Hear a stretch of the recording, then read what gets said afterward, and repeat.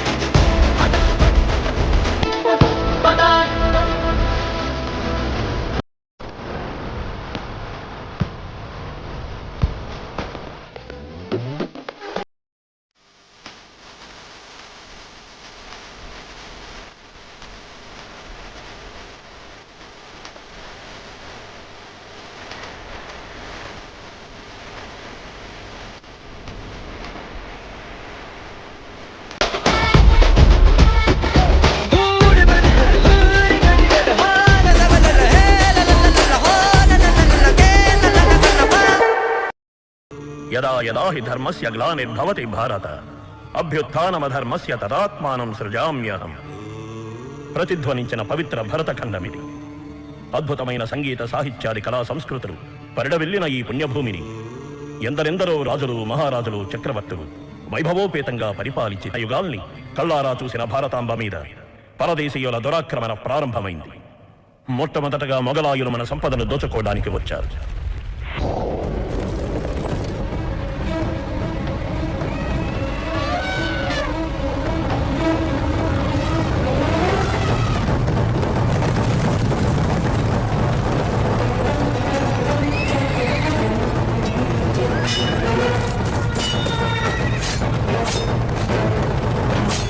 సంపదను దోచుకోవడంతో పాటు మన దేశ సంస్కృతి వినాశనానికి వాళ్లు ఒడిగట్టారు. లెక్కలేనన్ని సుందరమైన దేవాలయాలు, మనోహరమైన శిల్పాలు, దేవతామూర్తులు మతాంధకారుల వికృత దాడులకు చిన్నాభిన్నం కావడంతో పాటు భారతీయుల మారణ హోమమే జరిగిపోయింది.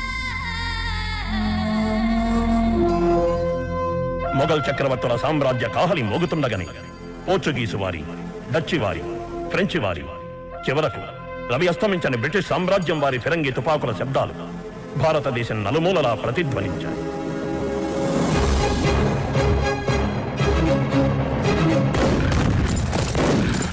చూస్తూ చూస్తూ ఉండగానే మన ప్రియతమ భారతదేశం పేరు ఇండియాగా మారిపోయింది.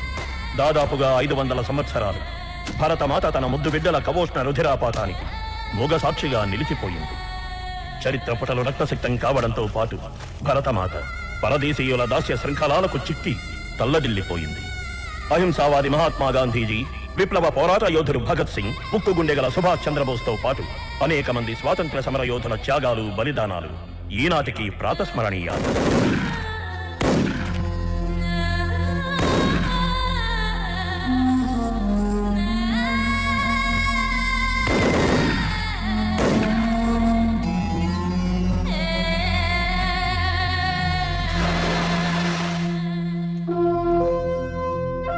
చిట్ట చివరకు స్వాతంత్ర్యం సిద్ధించి విభజనకు గురైన మన భారతమాత వేడివేడి నిట్టూర్పుల సెగ ఈనాటికి ప్రతి ఒక్క భారతీయుని హృదయంలోనూ వెచ్చగా ఉండి ఉండాలి.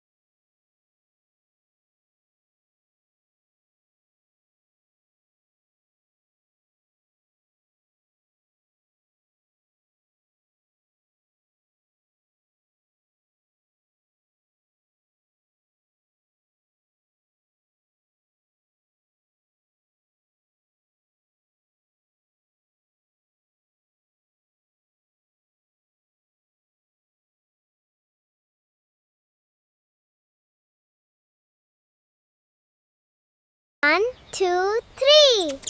I'm going to hide. 4, 5, 6.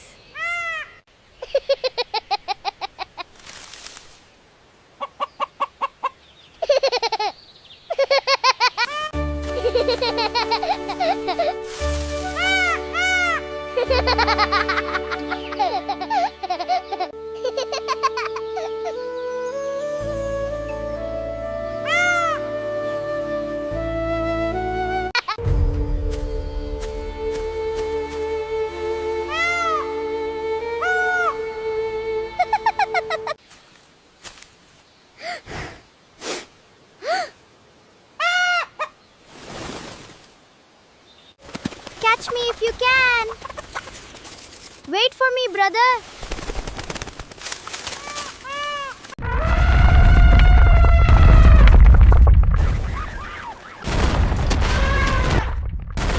Long ago, in the ancient myths of India, there was a man who sought power through devotion.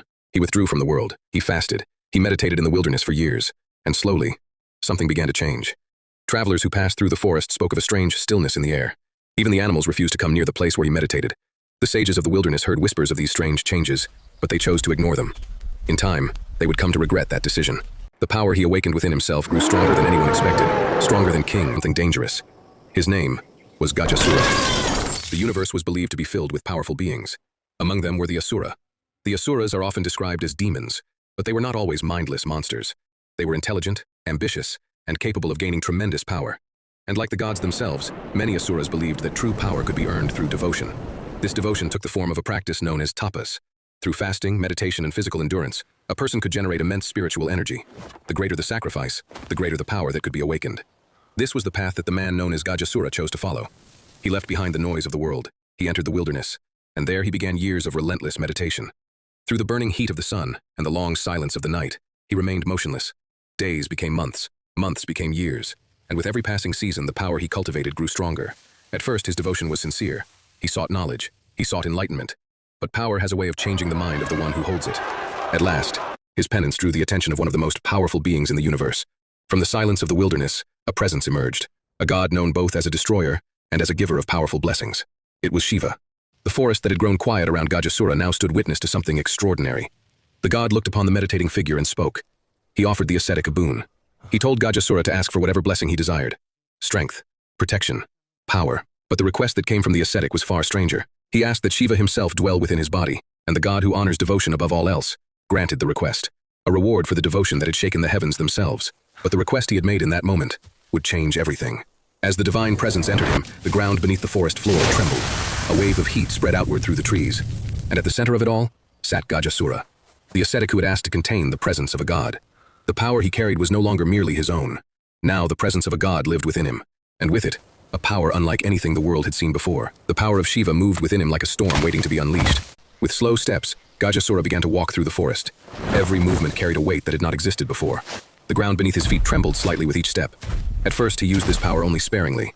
He tested it in small ways. A fallen tree lifted with effortless strength. A massive boulder pushed aside as though it weighed nothing. The longer he explored this new strength, the more his confidence began to grow. Soon, the quiet experiments were no longer enough. The world itself had begun to feel small compared to the power he carried. The once disciplined ascetic had become something monstrous. His body swelled with impossible size. His face twisted into a form both human and beast. And from his growing skull emerged the unmistakable features of a giant elephant. The being who had once been a man was now a creature remembered in myth. The elephant demon known as Gajasura. For many years, the elephant demon believed nothing in the world could oppose arrogance. Often blinds the one who holds it. One evening, as the sun sank low across the mountains, Gajasura stood among the shattered ruins of an ancient temple. Broken pillars lay scattered across the ground. The fires of worship had long since gone cold, and the demon looked upon the destruction he had caused with growing pride. The ascetic who once sought the favor of the gods had become someone in the valley. He declared that no power in heaven or earth could stand against him. For within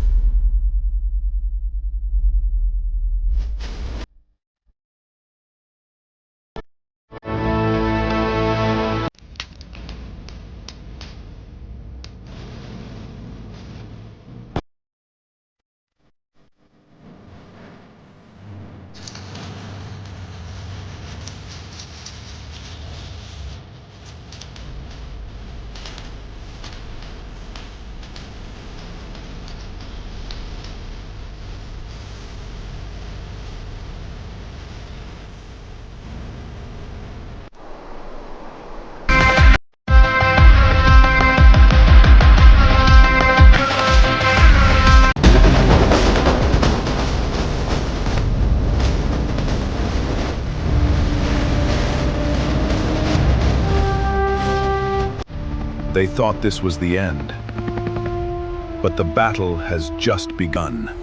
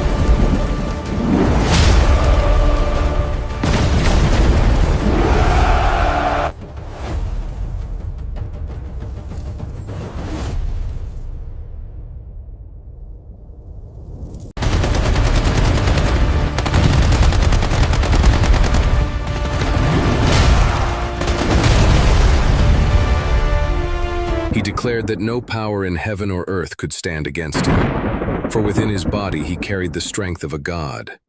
But the moment those words left his mouth, something began to change. At first, Gajasura believed it was simply the force of his own power. But the trembling did not stop. It grew stronger. Then came a blinding light. Thin cracks of brilliant energy began to spread across the surface of his massive body. For the divine presence he had carried for so long had finally awakened. From within the body of the elephant demon, the power of Shiva erupted outward.